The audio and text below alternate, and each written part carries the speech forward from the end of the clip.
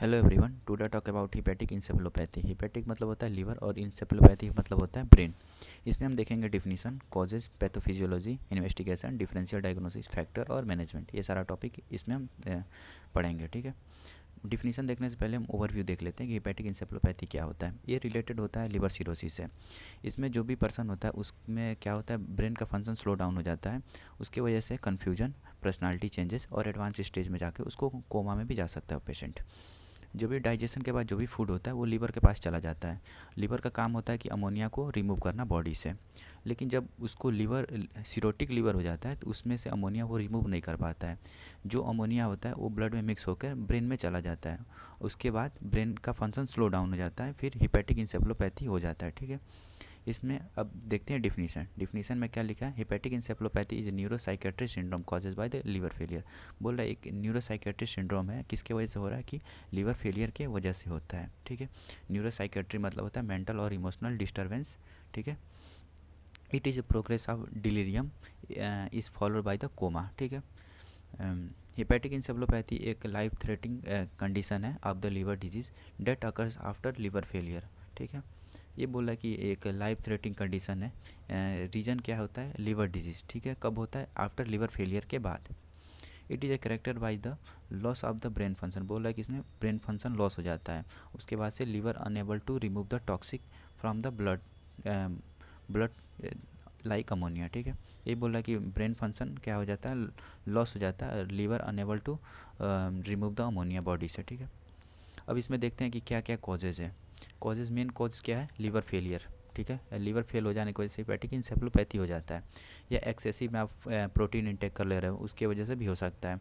या इन्फेक्शन हो गया जैसे कि यूटीआई हो गया। ठीक है। या ट्रांसजुगुलर इंट्राहिपैटिक, इसके वजह से भी हो सकता है। ठीक है। मतलब इसमें क्या होता है, एक प्रोसीजर होता है जो डॉक्टर प्रोसीड करते हैं कि जिसमें हिपैटिक वेन और पोर्टल वेन को आपस में ऐड कर दिया जाता है, जिसके वजह से भी हिपैटिक इंसेफेलोपैथी हो जाता है। अब इसमें देखते हैं पैथोफिजियोलॉजी। जो भी इटियोलॉजिकल फैक्टर मतलब जो भी कॉजेज़ के वजह से ब्लड में क्या हो रहा है, अमोनिया मिक्स हो जा रहा है। और कहाँ पे मिक्स हो रहा है, सर्कुलेटरी सिस्टमिक सर्कुलेशन में मिक्स हो रहा है। वो अमोनिया जाकर क्रॉस कर जाता है ब्लड ब्रेन बैरियर को और एब्जॉर्ब हो जाता है ब्रेन सेल में, जिसके वजह से क्या हो जाता है, स्वेलिंग होने लगता है और डैमेज होने लगता है ब्रेन सेल को। उसके बाद से ब्रेन का फंक्शन लॉस होने लगता है और स्लो डाउन होने लगता है ब्रेन। उसके बाद हिपैटिक इंसेफेलोपैथी हो जाता है। इन्वेस्टिगेशन में हम क्या क्या देखेंगे, इसमें हम देखेंगे सीरम अमोनिया का लेवल इंक्रीज हो गया रहेगा। C S F glutamine level भी इंक्रीज हो जाएगा। ईसीजी में हमें को दिखाई देगा ट्राइफेजिक वेव दिखाई देगा। कहाँ पे दिखाई देगा, लेट स्टेज में दिखाई देगा, ग्रेड 3 या और ग्रेड 4 में। ठीक है। और डेल्टा वेव हमें दिखाई देगा। ठीक है। अब इसमें देख लेते हैं डिफरेंशियल डायग्नोसिस मतलब साइन और सिम्टम क्या क्या हो। इंट्राक्रेनियल ब्लीडिंग इसमें दिखाई देगा, ड्रग्स एल्कोहल इंटॉक्सिकेशन दिखाई देगा, डिलीरियम दिखाई देगा, प्राइमरी साइकेट्रिक डिसऑर्डर या हाइपोग्लाइसिमिक या न्यूरोलॉजिकल विल्सन सिंड्रोम। ठीक है। ये सारा डिफरेंशियल डायग्नोसिस में दिखाई देगा। और क्या क्या फैक्टर है, तो वही सारा फैक्टर है कि drug, dehydration, infection, hypokalaemia, constipation और इंक्रीज द प्रोटीन लोड। ये सारा कॉजेज है, ये सारा फैक्टर है। ठीक है। हेपेटिक इंसेफेलोपैथी के होने का। अब देखते हैं इसमें मेडिकल मैनेजमेंट, क्या क्या मेडिकल मैनेजमेंट में क्या क्या दे सकते हैं।